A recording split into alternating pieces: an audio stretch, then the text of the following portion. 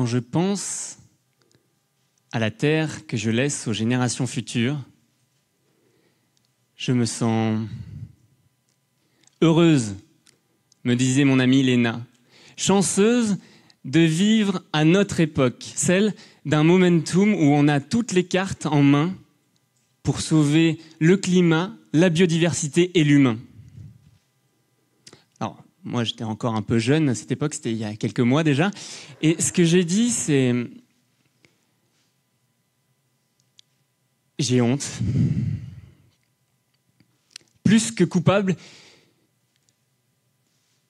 j'ai honte d'avoir eu entre les mains la plus belle bille bleue de tout l'univers et de l'avoir cassée. Le réchauffement climatique, c'est plus 1 degré aujourd'hui, plus 2 en 2040, plus 5 à plus 7 en 2100. Est-ce que vous savez à combien l'humanité est menacée ? Plus 4 degrés. Alors quand on entend ça, on se dit, à quoi bon, quoi ? Puis qu'est-ce qu'on pourrait faire ? Mais sortons de là. Les questions, c'est plus qu'est-ce qu'on peut faire, c'est qu'est-ce qu'on va faire. Qu'est-ce que je vais faire pour changer les choses ? Un changement radical est nécessaire, nous le savons aujourd'hui. Alors croyons-le et agissons en conséquence. Le meilleur dans tout ça, c'est que agir, ça nous fait du bien. Alors je me présente, je m'appelle Nicolas Bourdeau, je suis né à Limoges, France, terre.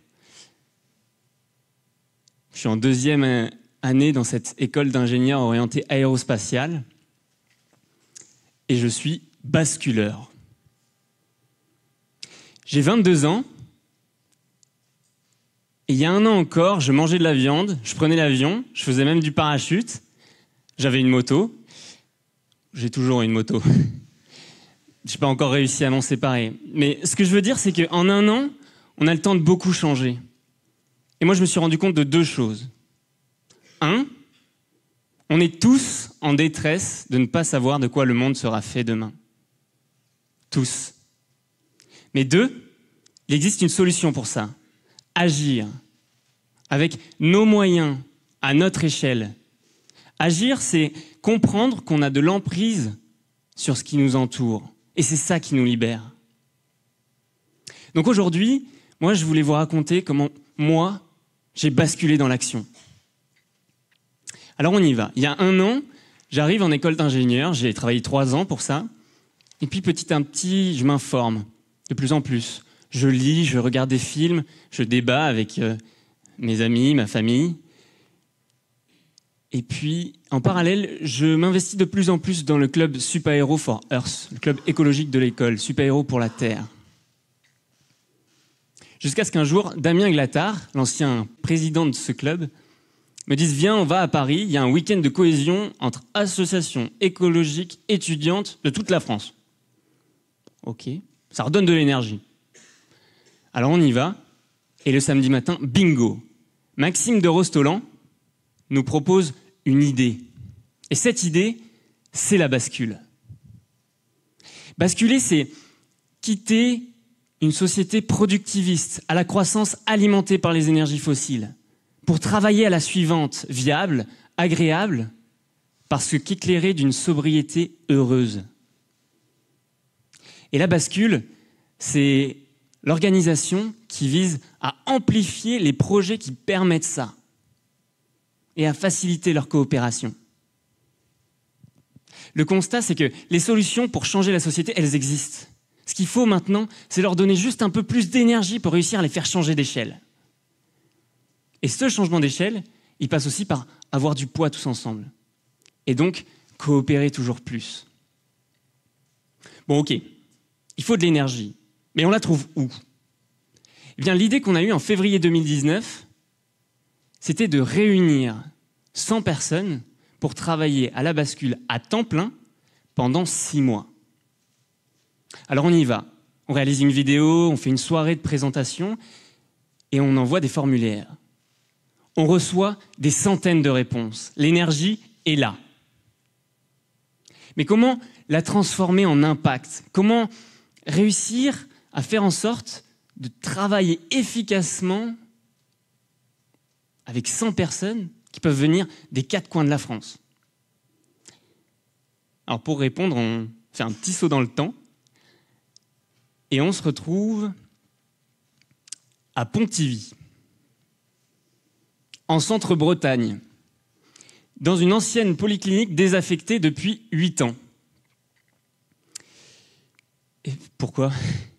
Eh bien, pour se réunir au même endroit, pour pouvoir travailler en physique ensemble, pour aller plus vite, être plus efficace que si on travaillait à distance.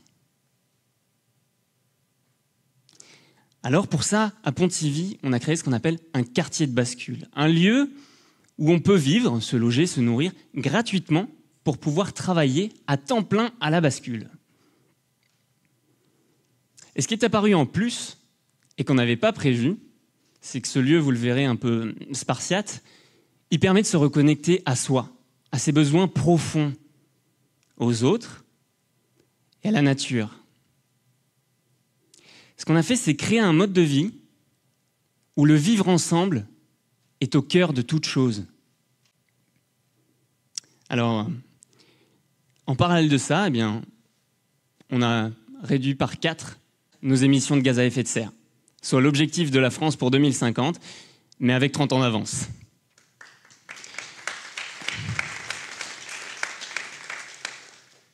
Alors, je vais vous raconter notre façon de fonctionner et puis un projet concret sur lequel j'ai travaillé. Mais avant, je vous explique comment ça s'est passé en pratique. Tout commence avec un chantier participatif. 30 personnes sont venues pendant 3 semaines, tous les jours, pour déblayer des gravats, lessiver des pièces entières, installer un petit peu d'électricité et surtout apporter leur joie de vivre et leur convivialité. Aujourd'hui, niveau infrastructure, toujours pas de chauffage, de l'électricité dans les salles communes, mais pas dans les chambres, 50 watts de panneaux solaires, 2 douches chaudes pour 60 personnes, 2 frigos, une machine à laver, et là, je sais ce que vous vous dites. Ouais, mais attends, il attendait combien de temps devant la douche, le gars ? Eh bien, j'ai jamais attendu. Alors, je vous laisse réfléchir à ce petit miracle, et puis on passe à l'alimentation. On mange beaucoup de fruits et légumes, obtenus en échange de travail chez les maraîchers du coin. On a mangé plus d'1 tonne de pommes de terre parce qu'on a fait un champ juste à côté de la clinique. Et puis Sébastien, un basculeur, a appris à faire du pain. Alors il nous en fait 10 kilos par semaine. Au niveau du transport, c'est facile. Travailler où l'on vit, ça simplifie grandement les choses. Et puis, tout Pontivy est accessible en 15 minutes à vélo. Ce vivre ensemble est ce qui m'a le plus marqué, ce que je garderai au plus profond pour le meilleur et pour le pire. Et ça, c'est génial en plus parce que ça simplifie grandement le travail ensemble. Mais ce n'est pas suffisant. Pour réussir à travailler ensemble, d'égal à égal, dans une structure un petit peu plus horizontale, eh bien, il faut une posture et puis des méthodes. Pour les apprendre, nous, on a fait appel à l'Université du Nou, des spécialistes du domaine de l'intelligence collective qui nous ont fait vivre une semaine de séminaire juste hallucinante, quoi. Pour moi, ces gens sont clairement dans la catégorie génie, quoi. C'est fou. Et grâce à eux, la bascule est en gouvernance partagée. Ce que ça veut dire concrètement, c'est qu'on se répartit dans des groupes de travail selon nos appétences, nos compétences, des groupes de travail comme outils numériques ou soutien aux mobilisations. Et puis, on se donne beaucoup d'autonomie et de responsabilité. Bon, ok, mais prendre des décisions ensemble, c'est jamais facile. Jamais. Prenons un exemple. Comment élire le porte-parole d'un groupe de 10 personnes, qui soit réellement légitimé par le groupe, j'entends?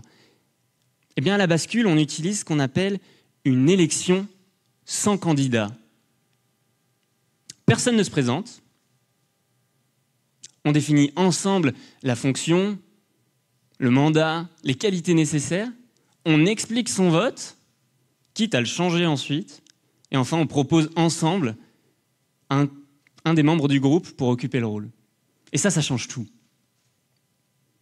Bon alors, doté de ce mode de vie, et puis toujours en apprentissage de ces méthodes, eh bien, on s'est lancé dans des projets. Et moi, je voulais vous parler d'un en particulier. L'An Off. Un événement de convergence qu'on a organisé fin août à Pontivy. Alors, en accueillant ces 250 personnes, représentant d'entreprises, d'associations, politiques, écrivains, réalisatrices, on avait deux intentions.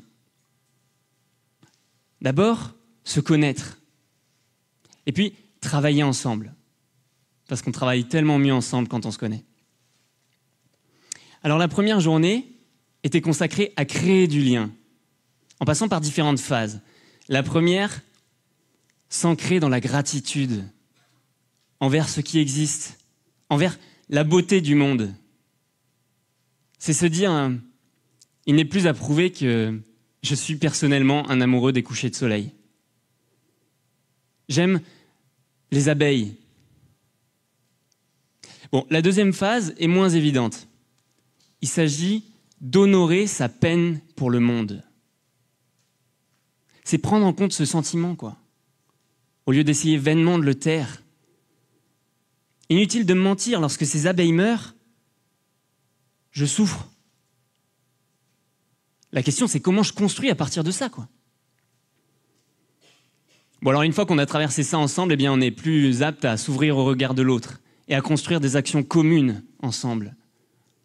Par exemple, le soutien à la rébellion internationale d'octobre de la semaine dernière à Paris, où des basculeurs ont facilité des débats avec des centaines de personnes, animé des ateliers ou été en soutien logistique sur des tâches comme faire la nourriture.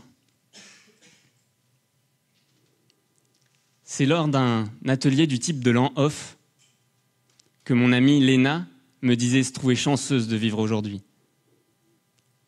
Peut-être que c'est elle qui a raison. Peut-être a-t-on une bonne partie des cartes en main aujourd'hui. Alors utilisons-les. Partageons nos ressentis, informons-nous judicieusement, mangeons mieux et moins carné, chauffons-nous autrement, réfléchissons ensemble nos modes de transport et chacune de nos consommations matérielles. On peut faire tout ça. La question qui reste, c'est qu'est-ce que moi, je vais faire dans tout ça? Merci.